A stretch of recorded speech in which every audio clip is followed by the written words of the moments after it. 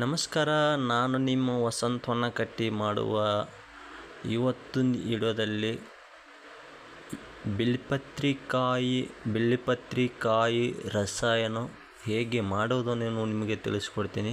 ಹಾಗಾದರೆ ಬನ್ನಿ ಯಾವ ಥರ ಮಾಡಬೇಕು. ಮತ್ತು ನನ್ನ ಕಡೆದೊಂದು ರಿಕ್ವೆಸ್ಟ್, ಇನ್ನೂ ಯಾರು ನನ್ನ ಚಾನಲ್ ಹೊಸದಾಗಿ ನೋಡ್ತಿದ್ರಂದರೆ ಈಗಲೇ ಸಬ್ಸ್ಕ್ರೈಬ್ ಮಾಡ್ಕೊಳ್ಳಿ, ಲೈಕ್ ಮಾಡಿ, ಕಮೆಂಟ್ ಮಾಡಿ.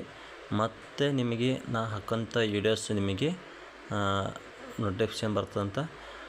ಇದು ನೋಡಿರಿ, ಸೋಯಾಬೀನ್ 24 ತಾಸು ನೆನೆಯಿಟ್ಟು ಮಿಕ್ಸಿಗೆ ಹಾಕಿ ಅರೆದಿಟ್ಟುಕೊಂಡಿದ್ದೀವಿ.